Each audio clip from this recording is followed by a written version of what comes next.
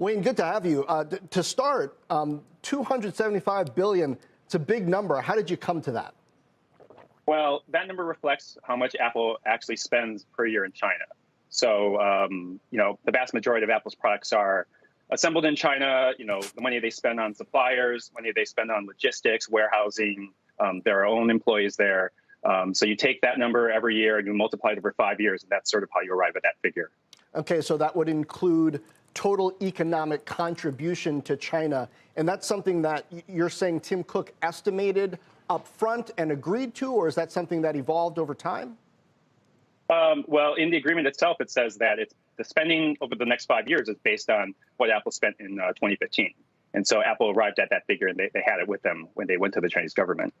So do you see this as a specific effort to stave off ill will from China? Or how much of it is because Apple not only has long seen China as a growth market, but also uniquely has assembly there and also has a lot of stores there? It's just strategically important either way.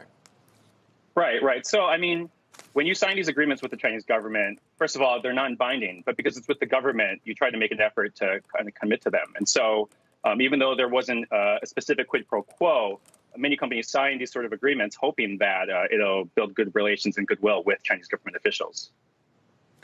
Hey, Wayne, good morning. It's Deirdre. Do you have any indication that these kinds of numbers or these kinds of, I suppose they're non-binding agreements, that they're unique to Apple? You have to think that other successful American companies in the country like Tesla, McDonald's, Microsoft have made sort of similar commitments. Can you put this sort of into perspective? Is this sort of part of doing business in China that investors sort of look past? Yeah, it definitely is. Microsoft. Sure. It definitely is. Microsoft themselves have signed 2 similar agreements with the Chinese government that we know publicly.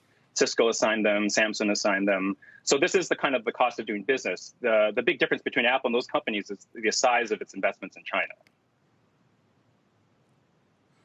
Wayne, I know it's hard to draw lines between ongoing dynamics, but I wonder, do you think any broad diplomatic boycott of the Olympics or this summit on democracy that we're watching today sort of gets them even more riled up in ways in which they would consider American corporates some kind of collateral damage? I think that, in Apple's case, it's been pretty smart to kind of stay out of the fight. It's been very careful not to talk about human rights abuses in China. It's been very careful it's not sponsoring the Olympics, unlike some other technology companies. And so Apple's been very shrewd in trying to stay out of the conversation. And so at least from Apple's point of view, it'll be protected. Other companies that sponsor the Olympics, I think that, there could be some issues there. Hey, Wayne, sorry, back to what you just said. You said that the size of Apple's investment is so much bigger than those from the likes of Microsoft, Samsung, and Cisco, excuse me. How do you know that? Because these ones are not public. So how do we really know what a Microsoft, for example, is doing behind the scenes and what they're agreeing to in terms of investments and, again, these sort of non-committal agreements? Well, nobody has as big of a supply chain as Apple in China, and Microsoft is not a primarily hardware company. In 2006, Microsoft signed an agreement with the same government agency, pledging to spend only about $3.7 billion over 5 years. Granted, that was 15 years ago, but it's still nothing like the $275 billion that Apple committed to 10 years later.